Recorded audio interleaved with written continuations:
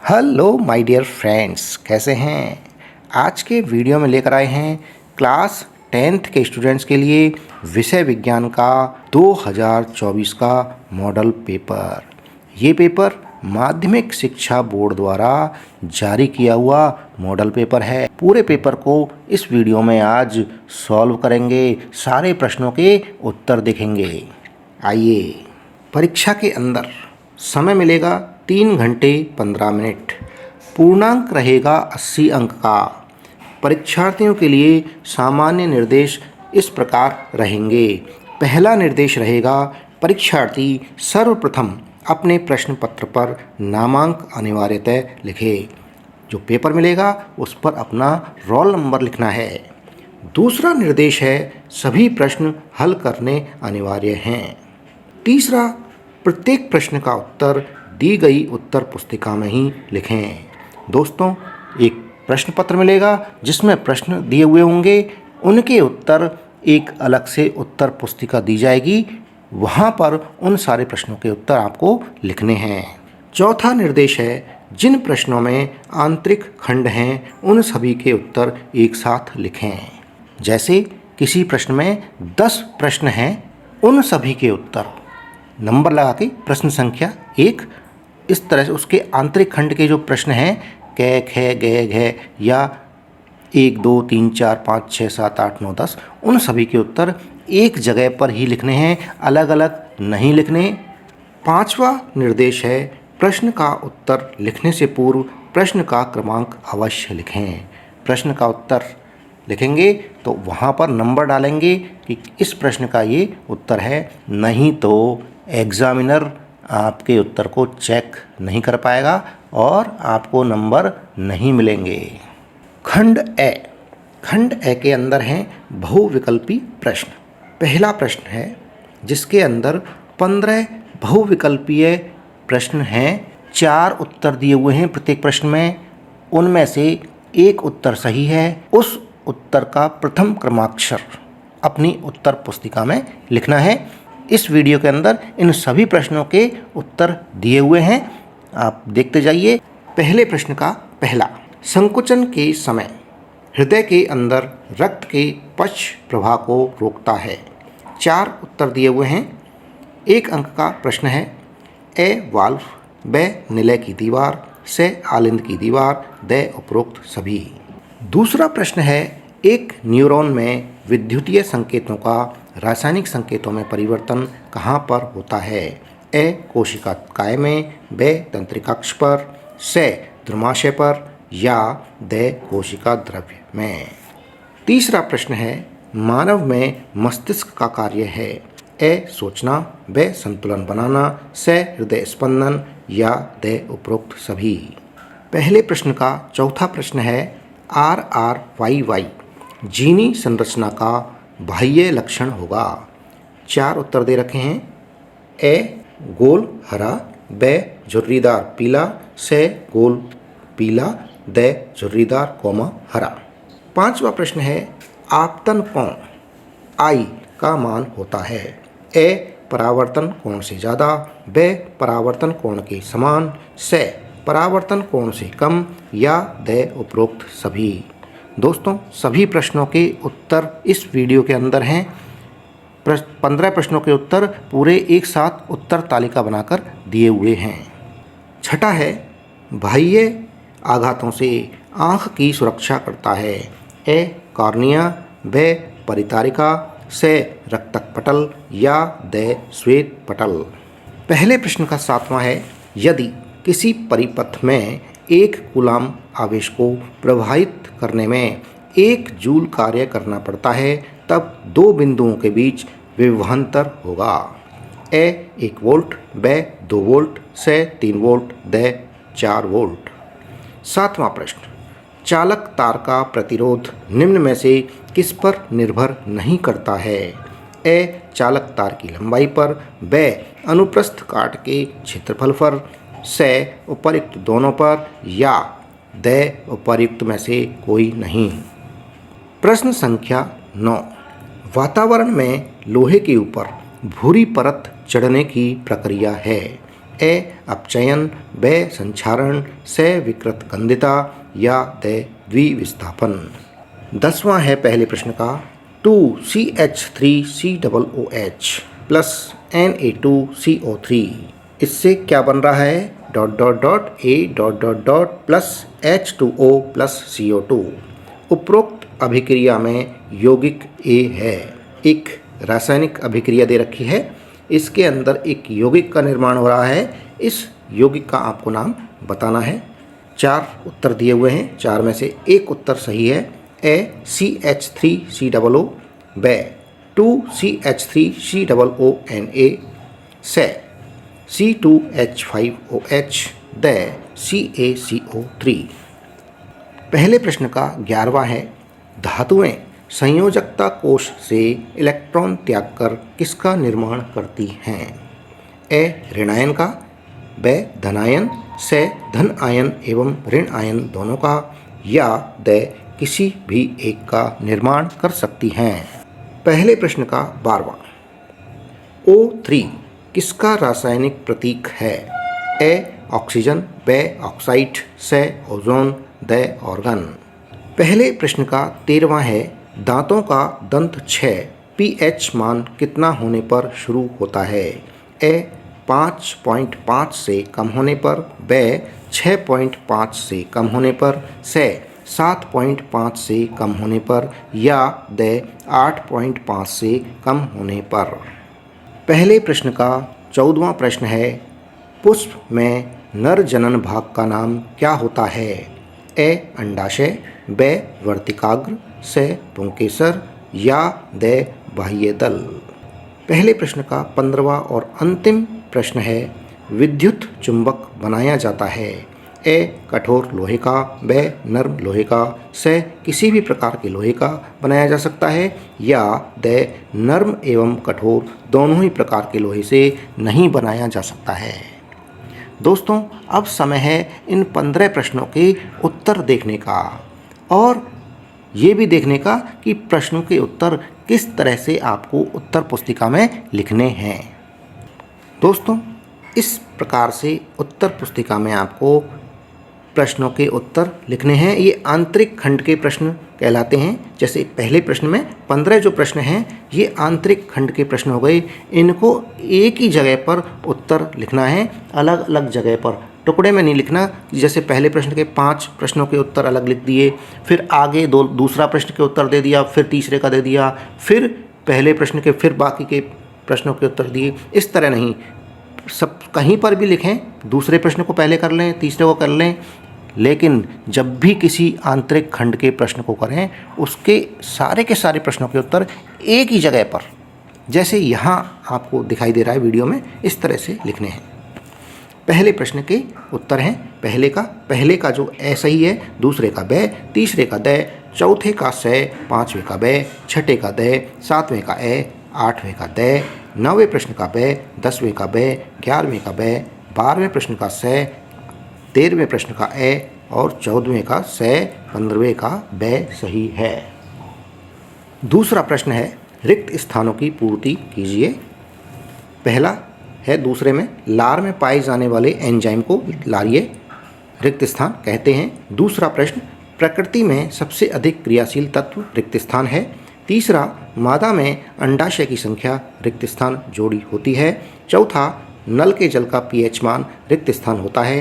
पांचवा जल का अपवर्तनांक रिक्त स्थान होता है। छठा वोल्टमीटर को सदैव परिपथ में रिक्त स्थान में संयोजित किया जाता है। सातवां सभी हरे भरे पौधे एवं नील हरित शैवाल जिनमें प्रकाश संश्लेषण की क्षमता पाई जाती है रिक्त स्थान कहलाते हैं।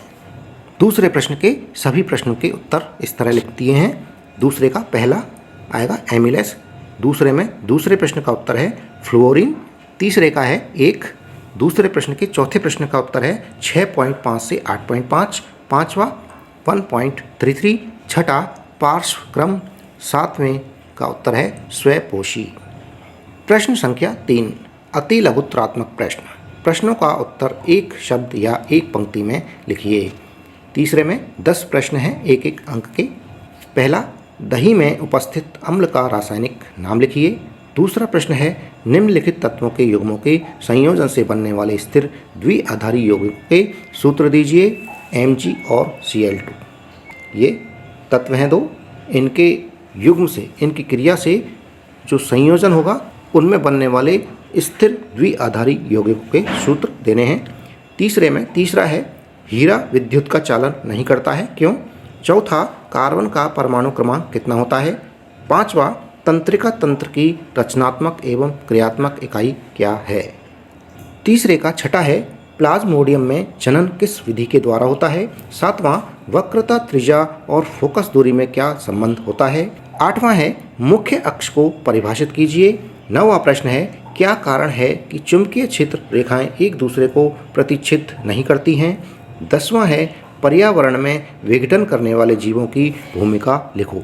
आंतरिक खंड के प्रश्न हो गए। ये प्रश्न 3 के सारे जो प्रश्न हैं वो आंतरिक खंड के प्रश्न कहलाएंगे। इनके उत्तर भी एक जगह पर ही लिखने हैं। तो प्रश्न 3 के उत्तर में पहले प्रश्न का उत्तर है लैक्टिक अम्ल, दूसरे प्रश्न का उत्तर है MgCl2, तीसरे का उत्तर है हीरे में कार्बन परमाणु सह संयोजी आबंध से आबंधित होकर दृढ़ त्रिआयामी संरचना बनाते हैं, इसलिए हीरा विद्युत का चालन नहीं करता है। चौथा है कार्बन का परमाणु क्रमांक 6 होता है। पांचवा, तंत्रिका तंत्र की रचनात्मक एवं क्रियात्मक इकाई तंत्रिका कोशिका है। छठा, प्लाज्मोडियम में जनन बहुखंडन के द्वारा होता है। तीसरे प्रश्न का 7वें का उत्तर है गोलीय दर्पण के लिए वक्रता त्रिज्या फोकस दूरी से दोगुनी होती है, R बराबर 2F। आठवां, गोलीय दर्पण के ध्रुव तथा वक्रता त्रिज्या से गुजरने वाली एक सीधी रेखा को दर्पण का मुख्य अक्ष कहते हैं। तीसरे प्रश्न का 9वां, दो चुंबकीय क्षेत्र रेखाएं कहीं भी एक दूसरे को प्रतिच्छिद नहीं करती। यदि वे ऐसा करें तो इसका यह अर्थ होगा कि प्रतिच्छेद बिंदु पर दिक् सूची को रखने पर उसकी सुई दो दिशाओं की ओर संकेत करेगी, जो संभव नहीं हो सकता। 10वां प्रश्न का उत्तर है तीसरे प्रश्न का 10वें का उत्तर, पर्यावरण में विघटन करने वाले जीव अपघटक जटिल कार्बनिक पदार्थों को सरल अकार्बनिक पदार्थों में बदल देते हैं, जो मृदा में चले जाते हैं तथा पौधों द्वारा पुनः उपयोग में लाए जाते हैं। खंड ब, लघुत्तरात्मक प्रश्न। प्रश्न संख्या 4 से 15 के उत्तर पुस्तिका में लिखिए। शब्द सीमा 50 शब्दों की है। चौथा प्रश्न, यौगिक X और एल्यूमिनियम का उपयोग रेल की पटरियों को जोड़ने में किया जाता है। चौथे प्रश्न में प्रश्न पूछे गए हैं 3, यौगिक X को पहचानिए। दूसरा प्रश्न पूछा गया है अभिक्रिया का नाम लिखिए। तीसरा, इसकी अभिक्रिया लिखिए। चौथे प्रश्न के उत्तर देखेंगे तीनों प्रश्नों के। पहले प्रश्न के उत्तर है यौगिक X फेरिक ऑक्साइड अर्थात Fe2O3 है। दूसरे प्रश्न का उत्तर है यह अभिक्रिया थर्मिट अभिक्रिया कहलाती है। चौथे प्रश्न के तीसरे प्रश्न का उत्तर है अभिक्रिया का रासायनिक समीकरण है Fe2O3 solid plus 2Al aluminium हो गया solid, 2Fe liquid plus Al2O3 solid और ऊष्मा निकलती है। पांचवा प्रश्न है विकृत गंधिता को समझाइए। उत्तर, जब वसायुक्त अथवा तेल खाद्य सामग्री लंबे समय तक रखी रह जाती है तब उनका ऑक्सीकरण होकर स्वाद तथा गंध बदल जाता है, इसे विकृत गंधिता कहते हैं। प्रश्न संख्या 6, 4 प्रकार्यात्मक समूहों के नाम बताइए। पहला है कीटोन, दूसरा हो गया कार्बोक्सिलिक अम्ल, तीसरा एल्डिहाइड, चौथा अल्कोहल। 7वां प्रश्न है मेथेनॉल की थोड़ी सी भी मात्रा का सेवन भी घातक हो सकता है, टिप्पणी कीजिए। 2 अंक का प्रश्न है। उत्तर, यकृत के अंदर मेथेनॉल ऑक्सीकृत होकर मेथेनेल बन जाता है। मेथेनेल यकृत की कोशिकाओं के घटकों के साथ शीघ्र अभिक्रिया करने लगता है, इससे प्रोटोप्लाज्म स्कंदित हो जाता है। मेथेनॉल नेत्र की तंत्रिका को भी प्रभावित करता है, जिससे व्यक्ति अंधा हो सकता है। प्रश्न संख्या 8, पौधे के शरीर में पोषण कैसे होता है। उत्तर, पौधे प्रकाश संश्लेषण द्वारा वातावरणीय कार्बन डाइऑक्साइड एवं जल को क्लोरोफिल की उपस्थिति में कार्बोहाइड्रेट में बदल देते हैं। प्रकाश संश्लेषण की रासायनिक अभिक्रिया 6CO2 प्लस 12H2O। पर्णहरित सूर्य के प्रकाश में ये अभिक्रिया हो रही है। क्या बन रहा है? C6H12O6 plus 6O2 plus 6H2O। पौधे कार्बोहाइड्रेट का उपयोग कर जैव प्रक्रम हेतु ऊर्जा प्राप्त करते हैं तथा अतिरिक्त कार्बोहाइड्रेट को मंड के रूप में संचित करते हैं। प्रश्न संख्या 9। सामान्य वृद्धि और लैंगिक परिपक्वता एक दूसरे से किस प्रकार भिन्न है? 2 अंक का प्रश्न है। उत्तर देखेंगे। सामान्य वृद्धि और लैंगिक परिपक्वता एक दूसरे से किस प्रकार भिन्न है? देखिए, पहला, जन्म के समय से ही प्रारंभिक रहती है जो सामान्य वृद्धि है, और लैंगिक परिपक्वता में क्या होता है? यौवनारंभ के समय शुरू होती है। दूसरा, सामान्य वृद्धि में शरीर की लंबाई, भार, आकार एवं आकृति में परिवर्तन आते हैं, जबकि लैंगिक परिपक्वता में शारीरिक परिवर्तनों के साथ ही संवेदना में भी परिवर्तन आते हैं। तीसरा, लड़के एवं लड़कियों में सामान्य वृद्धि समान प्रकार से होती है, जबकि लैंगिक परिपक्वता में कुछ परिवर्तन लड़के एवं लड़कियों में समान होते हैं, जबकि कुछ परिवर्तन दोनों में अलग अलग होते हैं, जैसे लड़के के दाढ़ी, मूंछ एवं आवाज़ में भिन्नता। प्रश्न संख्या 10। मादा जनन तंत्र का नामांकित चित्र बनाइए। ये नामांकित चित्र है, आपको बनाना है। नामांकित चित्र का मतलब नाम अंकित करते हुए चित्र। प्रश्न संख्या 11। जब प्रकाश की किरणें तिरछी आपतन के साथ प्रवेश करती हैं तो उनका मार्ग दर्शाते हुए एक किरण आरेख बनाइए। किरण आरेख बनाना है हवा से पानी में। जब प्रकाश की किरणें हवा से पानी में आती हैं तिरछी आपतन के साथ, तो उनका मार्ग दर्शाते हुए एक किरण आरेख बनाना है। आइए देख लीजिए किस तरह किरण आरेख बनाएंगे। ये प्रकाश की किरणें आ रही हैं हवा से पानी के अंदर तिरछे। ये किरण आरेख हो गया है। प्रश्न संख्या 12। उत्तल दर्पण द्वारा बने प्रतिबिंबों की स्थिति क्या होती है?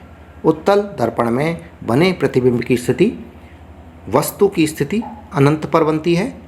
प्रतिबिंब की स्थिति फोकस F पर दर्पण के पीछे बनती है। अनंत तथा दर्पण के ध्रुव के बीच, और प्रतिबिंब बनेगा P तथा F के बीच दर्पण के पीछे। प्रश्न संख्या 13। चुंबकीय क्षेत्र रेखाओं के गुण क्या हैं? उत्तर, चुंबकीय क्षेत्र रेखाओं के गुण। पहला गुण है चुंबकीय क्षेत्र रेखाएं परस्पर आपस में प्रतिच्छेद नहीं करती हैं, आपस में एक दूसरे को काटती नहीं हैं। दूसरा गुण है ये काल्पनिक रेखाएं चुंबक के उत्तरी ध्रुवों से निकलती हैं एवं दक्षिणी ध्रुवों पर जाकर समाप्त हो जाती हैं। तीसरा गुण है चुंबक के भीतर चुंबकीय क्षेत्र रेखाओं की दिशा उसके दक्षिण ध्रुव से उत्तर ध्रुव की ओर होती है। चौथा गुण, इन रेखाओं के किसी बिंदु पर खींची गई स्पर्श रेखा की दिशा चुंबकीय क्षेत्र की दिशा को निरूपित करती है। पांचवा और अंतिम गुण है चुंबकीय क्षेत्र रेखाएं एक बंद वक्र होती हैं। प्रश्न संख्या 14। लघु पथन से आप क्या समझते हैं? उत्तर, जब विद्युत में तथा उदासीन तार आपस में संपर्क में आ जाते हैं तो ऐसी स्थिति में परिपथ का प्रतिरोध शून्य हो जाता है और उनमें से अत्यधिक धारा प्रवाहित होने लगती है, तो इसे लघु पथन कहते हैं। अत्यधिक विद्युत धारा प्रवाहित होने पर विद्युत उपकरण बहुत ज़्यादा गर्म होने पर उनमें आग लग सकती है या पूरे परिपथ में आग लग सकती है, जो कि भयंकर दुर्घटना का रूप ले सकती है। प्रश्न संख्या 15। दैनिक जीवन में कोई 4 गतिविधियां सुझाएं जो पर्यावरण के अनुकूल हों। उत्तर, दैनिक जीवन की पर्यावरण के अनुकूल गतिविधियां निम्न प्रकार हैं। पहली गतिविधि है लाइट के उपकरणों जैसे बल्ब, ट्यूबलाइट, पंखे इत्यादि को बंद करना। जब काम नहीं आ रहे हों तब इन्हें बंद कर देना चाहिए। दूसरी, प्लास्टिक की थैलियों के स्थान पर कपड़े, कागज व जूट के थैलों का उपयोग करना। तीसरा, आने जाने के लिए सार्वजनिक परिवहन का उपयोग करना और कम दूरी के लिए पैदल या साइकिल का उपयोग करना। चौथा, जैव निम्नकरणीय और अजैव निम्नकरणीय कचरे को अलग अलग डिब्बों में संग्रहित करना। खंड 6, प्रश्न संख्या 16, क्या होता है जब पहला, जिंक धातु को कॉपर सल्फेट घोल में मिलाया जाता है। जिंक धातु को कॉपर सल्फेट घोल में मिलाने पर क्या होता है। दूसरा, तनु सल्फ्यूरिक अम्ल में जिंक धातु मिलाई जाती है। यदि अभिक्रिया होती है तो संतुलित रासायनिक समीकरण भी लिखें। 3 अंक के प्रश्न हैं। अब उत्तर, पहले का उत्तर है, जिंक धातु को नीले रंग के कॉपर सल्फेट विलयन में मिलाने पर अधिक अभिक्रियाशील जिंक धातु कम अभिक्रियाशील कॉपर धातु के लवण में से कॉपर को विस्थापित कर देगी, जिससे जिंक सल्फेट बनेगा तथा कॉपर सल्फेट का नीला रंग जिंक सल्फेट के कारण रंगहीन हो जाएगा। ये इक्वेशन है, अभिक्रिया है। Zn जिंक प्लस CuSO4, इससे बनेगा ZnSO4 plus Cu, copper nickel रहा है सॉलिड। दूसरे प्रश्न का उत्तर है, जब जिंक धातु तनु सल्फ्यूरिक अम्ल में मिलाई जाती है तो जिंक हाइड्रोजन से अधिक अभिक्रियाशील होने के कारण इसे अम्ल से विस्थापित कर देता है और जिंक सल्फेट तथा हाइड्रोजन गैस बनाता है। जिंक प्लस H2SO4 तनु सल्फ्यूरिक एसिड है, इससे बन रहा है ZnSO4 plus H2, hydrogen gas निकल रही है। हाइड्रोजन एक दहनशील गैस है और पॉपिंग साउंड के साथ जलती है। जब अभिक्रिया होगी तो एक पॉपिंग साउंड आएगी। ये अथवा वाले प्रश्न हैं, इनमें अथवा में प्रश्न आएंगे। 2 प्रश्न होंगे जिनमें से एक प्रश्न जो आपको अच्छी तरह से आता है वो करना है, दोनों प्रश्नों के उत्तर नहीं देने हैं। प्रश्न संख्या 16 में अथवा का प्रश्न है। ये एक प्रश्न हम पहले देख चुके हैं, ये अथवा के अंदर प्रश्न है। जो भी प्रश्न इनमें से आपको अच्छी तरह से आता है उसे आपको उत्तर देना है। तो अथवा का प्रश्न देख लेते हैं। निम्नलिखित में से प्रत्येक को एक उदाहरण देकर समझाइए। पहला है संयोजन अभिक्रिया, दूसरा विस्थापन अभिक्रिया।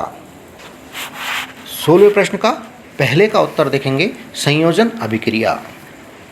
संयोजन अभिक्रिया वह अभिक्रिया जिसमें 2 या 2 से अधिक पदार्थ अभिकारक मिलकर एक नया पदार्थ यानी एकल उत्पाद बनाते हैं, संयोजन अभिक्रिया कहलाती है। जैसे कोयले का दहन, C+O2 बराबर CO2, कार्बन डाइऑक्साइड बन रही है, कार्बन और ऑक्सीजन मिलकर। विस्थापन अभिक्रिया, जैसा दोस्तों नाम से ही पता चल रहा है, विस्थापित करना है, किसी को हटा करके उस जगह पर दूसरे को लाना। जब कोई अधिक क्रियाशील तत्व दूसरे कम क्रियाशील तत्व को उसके यौगिक से विस्थापित कर देता है तो यह क्रिया विस्थापन अभिक्रिया कहलाती है। जैसे जिंक CuSO4 के साथ रिएक्शन कर रहा है, अभिक्रिया कर रहा है, तो विस्थापित हो रहा है, इसके अंदर कॉपर विस्थापित हो रहा है, Cu विस्थापित हो रहा है और उसकी जगह पर जिंक आ रहा है। तो यहाँ ZnSO4 बन रहा है और कॉपर विस्थापित हो गया है, बाहर निकल गया है।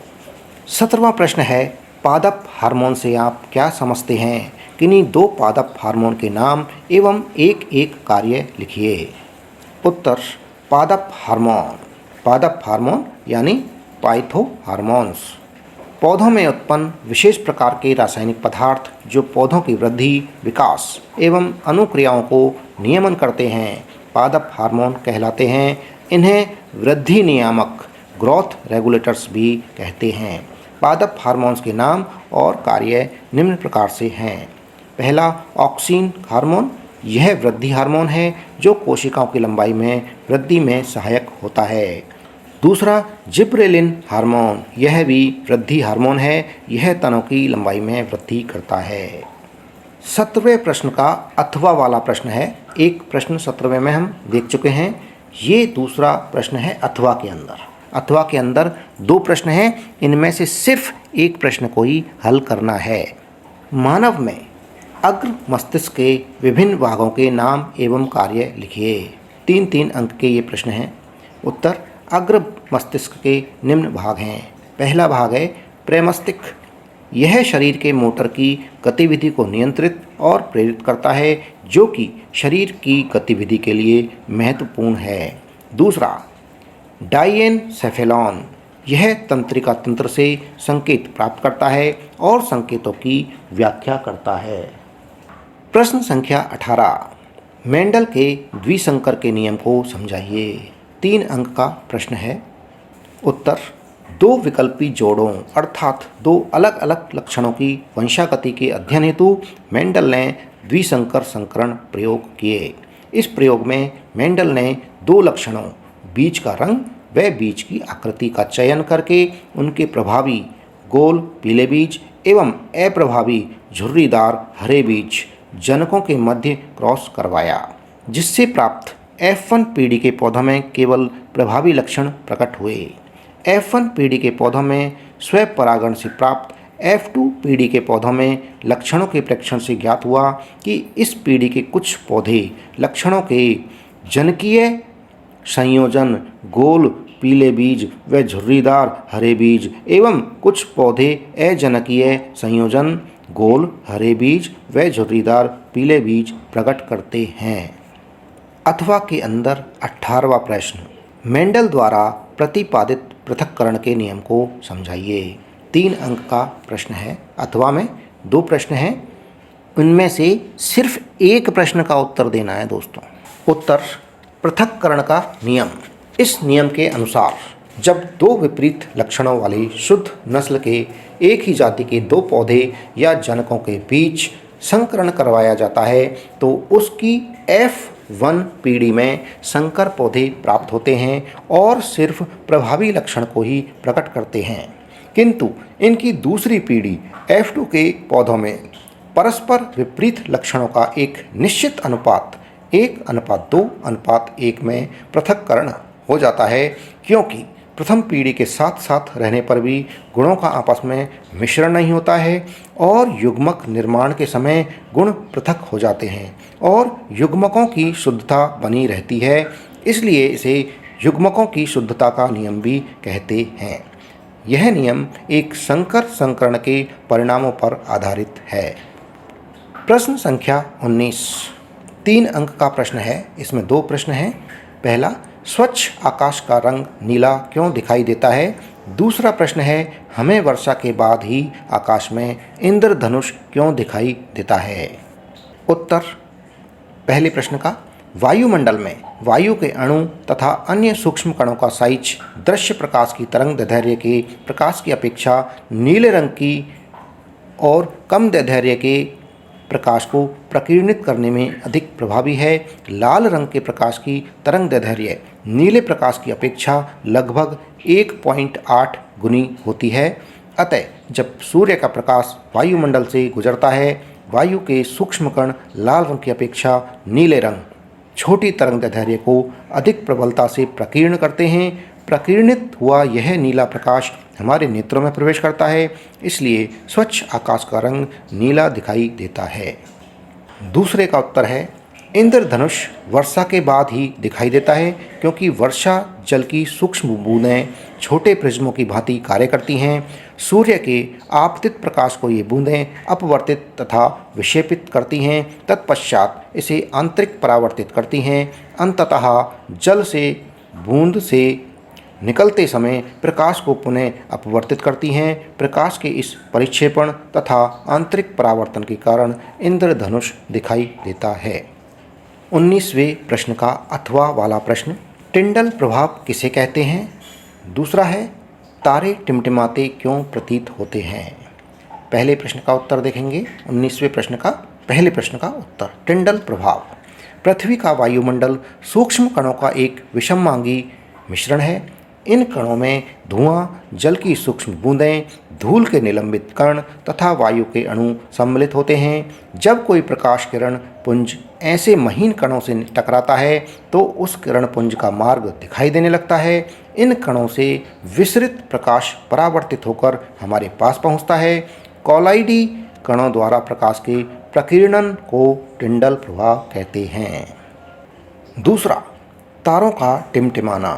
तारों से आने वाला प्रकाश हमारी आँख तक पहुँचने से पहले वायुमंडल की विभिन्न परतों से गुजरता है। इन परतों का घनत्व ताप में परिवर्तन के कारण अनियमित रूप से बदलता रहता है, जिस कारण से अपवर्तनांक भी परिवर्तित होता रहता है। अपवर्तनांक परिवर्तन के कारण तारों से आने वाली किरणें लगातार अपना मार्ग बदलती रहती हैं तथा हमारी आँख तक पहुँचने वाले प्रकाश की मात्रा भी बदलती रहती है, जिस कारण तारे टिमटिमाते हुए दिखाई देने लगते हैं। अंतिम खंड है खंड द। 4 अंकों के प्रश्न हैं। प्रश्न संख्या 20। पहला है अम्ल किसे कहते हैं। 20वें प्रश्न में दूसरा प्रश्न है क्या होता है जब कोई अम्ल धातु के साथ अभिक्रिया करता है, समझाइए। 20वें का पहले प्रश्न का उत्तर है अम्ल वे पदार्थ जो स्वाद में खट्टे होते हैं तथा नीले लिटमस पत्र को लाल कर देते हैं, अम्ल कहलाते हैं। दूसरा प्रश्न का उत्तर है जब कोई अम्ल धातु के साथ अभिक्रिया करता है तो धातु अम्लों से हाइड्रोजन परमाणुओं को हाइड्रोजन गैस के रूप में विस्थापन करती है और एक यौगिक बनता है जिसे लवण कहते हैं। अम्ल के साथ धातु की अभिक्रिया को इस प्रकार व्यक्त कर सकते हैं Zn + H2SO4, इनसे बनेगा ZnSO4 + H2। अथवा में एक प्रश्न है 20वें प्रश्न का। 20वें प्रश्न का पहला अधात्विक ऑक्साइड की प्रकृति कैसी होती है। दूसरा प्रश्न है विरंजक चूर्ण का रासायनिक सूत्र लिखते हुए 3 उपयोग लिखिए। 20वें का पहले प्रश्न का उत्तर है अधात्विक ऑक्साइड अम्लीय प्रकृति के होते हैं। दूसरे का उत्तर है विरंजक चूर्ण का रासायनिक सूत्र है CaOCl2। विरंजक चूर्ण के उपयोग वस्त्र उद्योग में सूती एवं लिनेन के विरंजन में, कागज़ की फैक्ट्री में, लकड़ी के मज्जा एवं लाउंड्री में, साफ कपड़ों के विरंजन के लिए। बी कई रासायनिक उद्योगों में एक उपचायक के रूप में। सी पीने वाले जल को जीवाणु मुक्त करने के लिए रोगाणुनाशक के रूप में। प्रश्न संख्या 21 अमीबा में पोषण विधि को सचित्र समझाइए। सचित्र अर्थात चित्र के साथ समझाना है। चित्र आपके सामने बना हुआ है। उत्तर देख लेते हैं। अमीबा में पोषण। अमीबा कोशिकीय सतह से अंगुली जैसी अस्थायी प्रवर्ध कुदपाद की मदद से भोजन ग्रहण करता है। ये प्रवर्ध भोजन के कणों को घेर लेते हैं तथा संगलित होकर खाद्य रिक्तिका बनाते हैं। खाद्य रिक्तिका के अंदर जटिल पदार्थों का विघटन सरल पदार्थों में किया जाता है और वे कोशिका द्रव्य में विसरित हो जाते हैं। बचा हुआ अपच पदार्थ कोशिका की सतह की ओर गति करता है तथा शरीर से बाहर निष्कासित कर दिया जाता है। 21वें प्रश्न का अथवा वाला प्रश्न। पहला प्रश्न है 21वें में आमाशय से कौन सा अम्ल निकलता है। दूसरा प्रश्न है आमाशय में अम्ल के 2 कार्य लिखो। क्या होगा यदि आमाशय में श्लेष्मा का स्राव नहीं होगा, समझाइए। जो पहला प्रश्न है ये 1 अंक का है, दूसरा है वो 3 अंक का है। कुल मिलाकर प्रश्न संख्या 21 4 अंक का है। उत्तर पहले का उत्तर है आमाशय से हाइड्रोक्लोरिक अम्ल निकलता है। दूसरे प्रश्न का उत्तर है आमाशय में अम्ल के 2 कार्य। ए इस अम्ल से कई सूक्ष्म जीव मर जाते हैं। बी यह भोजन के कणों के पाचन में भी सहायक है। आमाशय में श्लेष्मा के स्राव नहीं होने की स्थिति में सामान्य परिस्थितियों में श्लेष्मा आमाशय के आंतरिक आस्तर की हाइड्रोक्लोरिक अम्ल से रक्षा करता है। इसलिए यदि आमाशय में श्लेष्मा का स्राव नहीं होगा तो आमाशय का आंतरिक आस्तर अम्ल द्वारा क्षतिग्रस्त हो जाएगा। प्रश्न संख्या 22 2 प्रश्न हैं इसके अंदर। पहला प्रश्न 1 अंक का है, दूसरा प्रश्न 3 अंक का है। दोनों मिलाकर के 4 अंक का प्रश्न है। प्रश्न संख्या 22 विद्युत परिपथ किसे कहते हैं। दूसरा प्रश्न है किसी विद्युत बल्ब के तंतु में से 0.5 एम्पियर विद्युत धारा 10 मिनट के लिए प्रवाहित की जाती है। विद्युत परिपथ से प्रवाहित विद्युत आवेश का परिमाण ज्ञात कीजिए। उत्तर पहले का उत्तर है किसी विद्युत धारा के सतत तथा बंद पथ को विद्युत परिपथ कहते हैं। दूसरे प्रश्न का उत्तर यहाँ दिया गया है। विद्युत धारा I बराबर 0.5 एम्पियर, समय दिया है T 10 मिनट अर्थात सेकंड्स में बदलेंगे तो 10 गुणा 60, 1 मिनट में 60 सेकंड होती हैं, तो 600 सेकंड हो गए। आवेश Q हमें ज्ञात करना है। अब हम जानते हैं Q बराबर I इंटू टी, बराबर I हो गया 0.5 इंटू टी है समय 600, इनको गुणा कर दिया तो आ जाएगा 300। इस तरह से आवेश Q हो जाएगा 300 कूलाम। 22वें प्रश्न का 8वां प्रश्न है, प्रतिरोध किसे कहते हैं। दूसरा प्रश्न है, किसी चालक तार का प्रतिरोध किन किन चीज़ों पर निर्भर करता है। कुल मिलाकर 4 अंकों का प्रश्न है। पहले प्रश्न का उत्तर देखेंगे। पहले प्रश्न का उत्तर, प्रतिरोध किसी चालक का वह गुण जिसके कारण वह अपने में प्रवाहित होने वाले आवेश के प्रवाह का विरोध करता है, प्रतिरोध कहलाता है। दूसरे प्रश्न का उत्तर है, किसी चालक का प्रतिरोध निम्न कारकों पर निर्भर करता है। ए, चालक की लंबाई L पर, बी, उसके अनुप्रस्थ काट के क्षेत्रफल पर, सी, प्रतिरोध के पदार्थ की प्रकृति तथा चालक का तापमान। दोस्तों, इसी के साथ में ये वीडियो समाप्त हुआ। जो चैनल पर नए हैं वो चैनल को सब्सक्राइब ज़रूर कर लें। वीडियो पसंद आ रहा है वीडियो को लाइक अवश्य करें। धन्यवाद, थैंक यू।